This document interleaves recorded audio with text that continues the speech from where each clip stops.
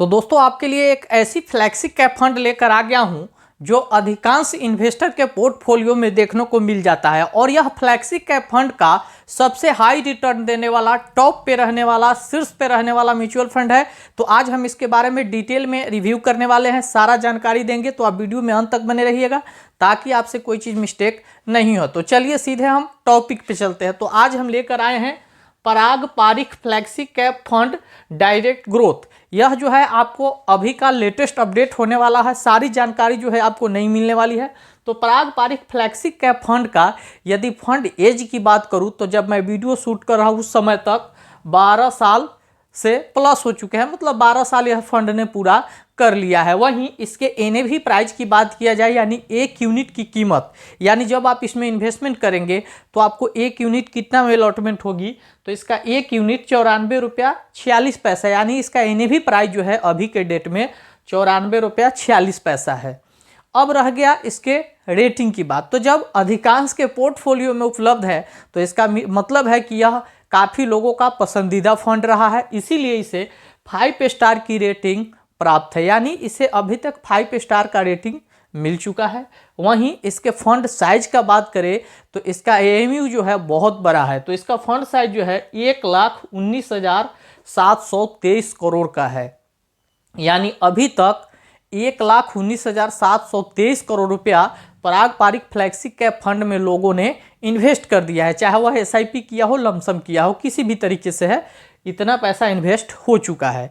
अब यदि कोई इसमें इन्वेस्टमेंट करना चाहे तो दो तरीके से कर सकता है। पहला है एसआईपी यानी सिस्टमेटिक इन्वेस्टमेंट प्लान, जो हर महीने आप थोड़ा थोड़ा पैसा डाल सकते हैं, और दूसरा है लमसम यानी वन टाइम इन्वेस्टमेंट। तो आप एसआईपी करें या लमसम करें, यहाँ पर मिनिमम आप दोनों में 1,000 रुपया से इन्वेस्टमेंट स्टार्ट कर सकते हैं।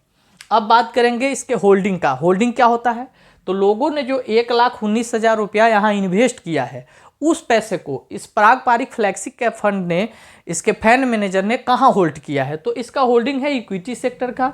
डिफरेंट 219 सेक्टर में जो है इन्वेस्ट किए गए हैं, यानी डिफरेंट सेक्टर का मतलब हम कह दें तो एनर्जी इन्वेस्टमेंट हो गया, उसके बाद हो गया ये हेल्थ केयर सेक्टर हो गया, टेक्नोलॉजी हो गया, सर्विसेज हो गया, कैपिटल गुड्स हो गया, फाइनेंस हो गया, यानी हर क्षेत्र में यहाँ से पैसे एलोकेट किए गए हैं।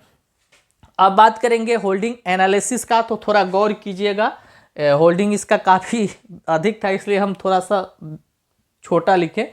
इक्विटी में 74.81%, इक्विटी तो आप समझ रहे होंगे कि यह इक्विटी सेक्टर का फंड है, तो 74.81% जो है इक्विटी में इन्वेस्टमेंट है।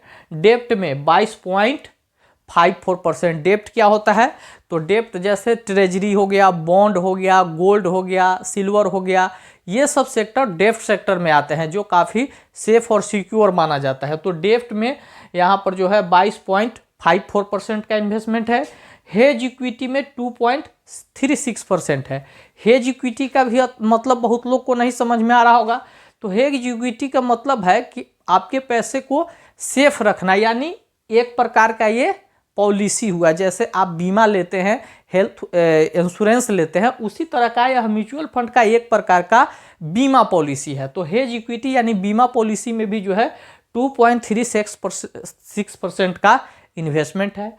और रह गया दूसरा रियल एस्टेट। तो रियल एस्टेट में 0.66% का इन्वेस्टमेंट है। रियल एस्टेट तो आप समझ रहे होंगे, जैसे ज़मीन में, मकान में, इंफ्रास्ट्रक्चर से रिलेटेड जो होता है ज़मीन मकान, उसमें जो है 0.66% का इन्वेस्टमेंट है। अब बात करेंगे कि यदि कोई इस म्यूचुअल फंड में इन्वेस्ट कर रहा है तो फिर उसको कौन कौन से चार्ज कहाँ कहाँ देने पड़ेंगे। तो देखिए, सबसे इंपॉर्टेंट चार्ज जो किसी भी म्यूचुअल फंड का होता है वो होता है एक्सपेंस रेशियो। तो एक्सपेंस रेशियो 0.63% है, ठीक ठाक है। एग्जिट लोड की बात किया जाए तो एग्जिट लोड एक प्रकार का पेनाल्टी है, मतलब यह एक प्रकार का पेनाल्टी लगाया जाता है कि यदि आप इन्वेस्ट कर रहे हैं तो थोड़ा लॉन्ग टर्म के लिए कीजिए। तो एग्जिट लोड क्या है यहाँ, यदि आप 1 साल के पहले निकल गए तो आपको 2% एग्जिट लोड लगेगा, और यदि आप दूसरा साल में निकल रहे हैं तो आपको 1% लगेगा, यानी इसमें एग्जिट लोड 2 साल के लिए है। 2 साल के बाद आपको कोई एग्जिट लोड नहीं लगेगा।